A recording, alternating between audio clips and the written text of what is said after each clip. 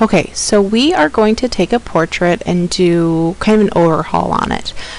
So I'm going to bring in, this is the JPEG file that I've already color corrected in Lightroom, and I just want to pretty it up a little bit. So I want to sharpen, I want to enhance, I want to polish this image. And the first thing that I'm noticing is that, and I'm pretty sure I mentioned this before, is that if I edit for too long, sometimes colors look a little wonky, and looking at this image, I noticed that the colors are just a little bit off. So I want to fix that, and the first thing I'm going to do though is I want to remove any blemishes. So we'll get to the color in just a second. I want to zoom into his face, and he's got really nice skin, but he's just got a couple little marks that I want to get rid of. And now that I'm zoomed in, you can really kind of see some of the discoloration. Ears being red, sides of the face, around the nose, and it's kind of hard to see, but there's a little bit of red in the shadow area. Sometimes you'll get color casts in only certain parts of the image, so only in the shadows or only in the midtones, and it's something that you kind of pick up with time too. You might not even notice it, but it's a really common problem too, having red in the skin, especially with babies, and it can be jaundice as well, having yellow skin on babies. That can be fixed using the same method.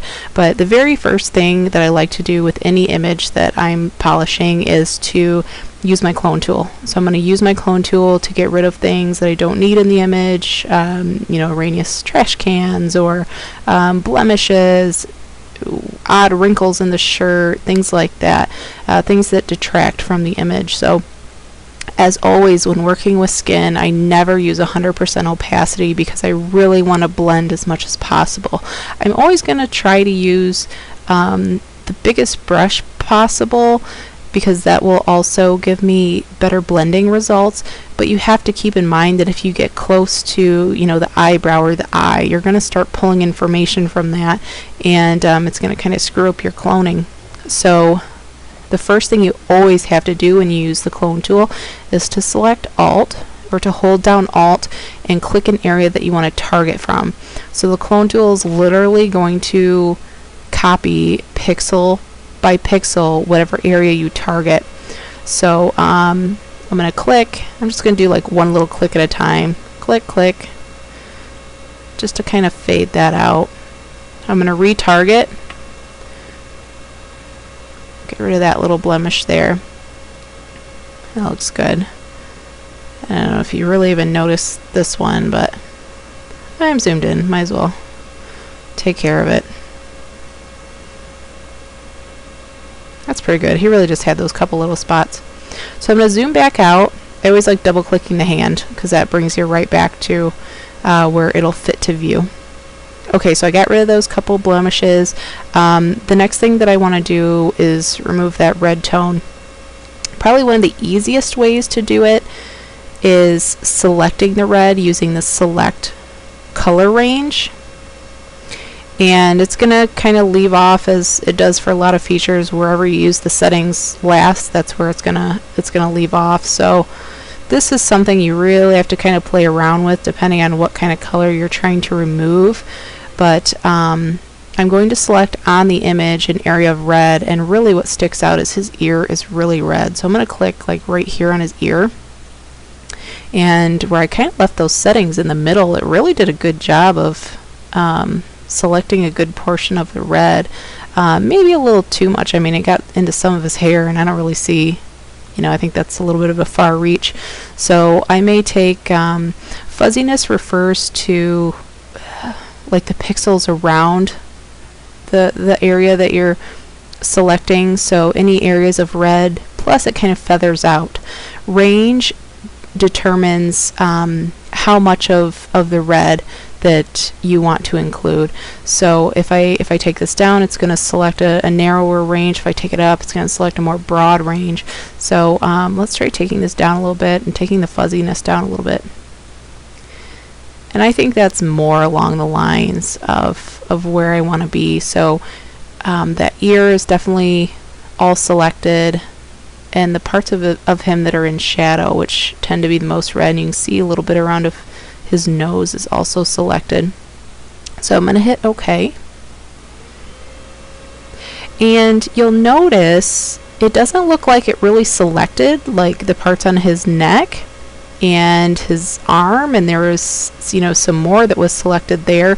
It is selected, but just the way that it transfers over to the what they call the marching ants, it doesn't look like it is, but it really is. Whatever was light in that dialog box, it's selected. So what I like to do then is use a hue and saturation layer. And anytime you have an area of the image selected and you add an adjustment layer, it's automatically going to create a mask based on that selection. So I'm going to do hue saturation, and you'll notice it gave me a new layer, a hue adjustment layer, and it automatically made the mask. So remember, black in a mask is masking off the things you don't want to see, and anything lighter than black, gray, white is going to be areas that you can see. So it masked off that selection of red that we had, because what we want to do is we want to alter those pixels. Now, there's 3 different options that you have here. You should never touch lighten or lightness, because it never does a good job. Even if you have an area that needs to be lightened, it does a really terrible job. So what I'm going to do is I'm going to shift the hue, and usually if you shift it just a little bit to the right, you'll notice that red kind of starts to disappear a little bit. Another trick you can use is taking the saturation down here, not too much, but just a little tiny bit to get rid of that red. Then I'm going to close that up, and then it may not look like we did much, but if you turn that layer on and off, it may not translate as well in the video, but there's a pretty big difference in the red, especially in his ear. So I know I'm not going to do anything else with that. I'm going to try to keep a clutter-free work zone. So I'm going to go to Layer, Flatten Image. Okay, so the next thing that I'm going to do is smooth the skin. So this is using that method of high-pass softening. So what we're going to do is we're going to duplicate this layer. So I'm going to click and drag it onto the new layer icon. And it's going to duplicate that background. And I'm going to change the blending mode to overlay, and that's where it kind of gives you that really funky result. Then I'm going to go to Filter, Other, High Pass, and this is where it's actually going to look like you're sharpening the image, but yeah, I'll pick a number somewhere in there. Okay, and then here's where the softening comes into effect. You go to Layer, Image, Adjustments, and invert, and boom, it made everything softer. So you can tell if you turn that layer on and off, it made it softer. We probably could have gone even higher with those settings. So now what we need to do, we obviously don't want the entire image soft, we just want his skin softened. So I'm going to add a layer mask and use the icon down here. Looks like a circle cut out of a piece of paper. Add layer mask, click it, gives you that clear white box. So until we paint in that box, it doesn't really look like it did anything over here. Now I have less area that I want to affect than area that I don't. So instead of painting black all over everything but his skin, I want this background, I'm just going to paint the whole thing black and then paint back in white on his skin. So I'm going to select the paint bucket tool. Depending on what version of Photoshop you're in, it may be in with your gradient tool. If you right click, you'll see different options. It also may be in these little like etc dots. Sometimes there's just kind of extra tools hanging out down there too. So I'm going to make sure I have black selected, and I'm going to click, and it might have been too subtle to notice, but that layer is essentially hidden. I want to zoom in. I'm really just worried about his face. I'm going to select a paintbrush, make sure I have white. I want it big and fluffy, so 0 hardness. 196. Let's go a little bit higher. And then opacity, I'm just going to drop a little bit to the 60s. And then I'm going to start painting. And I notice, especially the lines in his forehead start going away. I'm just painting all the areas I want to soften, or essentially blur. You gotta be careful around facial hair too, because you can definitely tell if you blur that too much. Good, I'm okay with that. So I know I'm not going to do anything else with that, so I'm going to go ahead, layer, flatten image again, just to get us back to our baseline of having one layer to worry about, and that's it.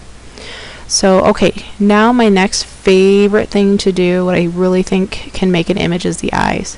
So I'm going to zoom in a little more so I can see both of them. Alright, and the first thing that I'm going to do is, we're going to kind of be flipping back and forth between these two here, is I'm going to right click to view my other things I have here, and I'm going to use my sharpen tool. Now eventually I'm going to sharpen this image anyways, but this is like a paintbrush for sharpening, because the eyes can always be a little bit extra sharp. I mean, it doesn't hurt. That really is what makes most portraits, is the eyes. So I'm just going to do a little paint over on here. And again, this might be hard to see on the video, but just sharpening the eyes. And now one of the things that is always kind of a good thing to do is using the dodge tool. So dodge and burn. Dodge is a paintbrush that's going to lighten, and burn is a paintbrush that's going to darken. So I'm going to do dodge. I almost always have mid-tone selected, and if you have, even though the whites of the eyes are probably considered highlights, it sometimes just takes it a little bit too far. So I'm just going to go in and just kind of paint on the eyeball, and I'm doing a bunch of little clicks. It just blends better that way. Alright, good. And now one of the problems that almost always occurs if you lighten up eyes is you start seeing the blood vessels, the capillaries. So one way to kind of get rid of them is to use the sponge tool, which is also located within the dodge and burn section. The sponge tool, and if you set it to desaturate, you can basically just pull the color out of that area. So I'm going to do that to kind of get rid of that red. And sometimes, depending on the color of clothing they're wearing, that clothing can reflect and give you a color cast as well. Alright, and then while I still have the sponge tool selected, I can do the opposite and saturate. And I'm going to do that just on the colored part of the eye to bring out some of that color. And then the other thing you can do is use the burn tool, which, like I said, that darkens. And I got that huge, so let's make that a little smaller. And this I will change to shadows. And what I'm going to do is just kind of brush it over what is normally dark anyways. So I'm going to go over the lash line. Ooh, that might have been a little too dark. I'm going to Control Z. I'm going to drop the exposure on that. Just going to do one little brush over, a little click in the middle, little click in the middle, little swoop, good. Double click to go out. Now let's see what it is that we just did. So I'm going to open my history panel. I'm going to go up to the top and watch his eyes. So I'm going to click, see what a difference that made? It really brightened his eyes a lot and cleaned him up, and just looks really, really nice. So then the last thing that I would do is I would go in and use those same tools after I'm zoomed out, the dodge and burn. Remember, dodge is for lightening, burning is for darkening, and I would go in, usually just using the burn tool. I tend to use that one more than dodge. This time I'd make it quite a bit bigger. And I would just kind of go in and around the image and just kind of add a little bit of drama, darken the background so that he pops even more. and almost kind of create a vignette around him. I like that. That looks good. And then the last thing that I would do is do an overall sharpen on the image. So the way that I taught you guys was with the high pass sharpening. So I'm going to do the same thing I did for skin smoothing. I'm going to duplicate the background layer, and I'm going to set that new one to overlay, and then filter, other, high pass, and then now I can see in real time what I'm doing, how much I'm sharpening it. Click OK. That looks really good. Layer, flatten, and I'm going to open that history palette again. I'm going to create a new snapshot, and what that's going to do is, if you scroll up to the top, it'll give you like different states, so you can create snapshots at different areas or different times of whatever process you're doing, so you can kind of go back in time rather than trudging through this history panel. So I really only use this function just so I can kind of see a before and after. So I'm going to click our original, and then that's our after. And that looks so much better. And even if you would have just opened the original image, I mean, it's a good image. There's nice lighting. He's got a good expression. It's sharp, but you can always push a little bit further and really clean it up. You know, without, you know, if I gave the person this, he would probably be happy. But if I gave him this, he's gonna be really happy. So it's a really simple way. It does take some time, but it can really make a portrait more impressive and more powerful and look a lot nicer on the wall too. So and then I would save it, and that's pretty much it. So that's it for the workflow. That's kind of what I would do to a portrait, and this is really those details, doing the eyes and smoothing the skin. I would really only do it to portraits that are this close up. If you have like 3/4 length shots where the head is, you know, maybe like the size of my brush that I have there, I would only go in and do that if they had noticeable blemishes. In that case, I would go in and fix that, but I'm not going to really do the eyes. You're not going to notice a huge difference. In fact, you can easily overdo it and make them have kind of alien-like eyes. And full-length shots, I wouldn't touch those either. I mean, you're not going to see those details unless they're really blowing it up huge. So really for headshots where the head is, you know, a third to a quarter of the height of the picture, that's where I'm going to be doing all this extra work.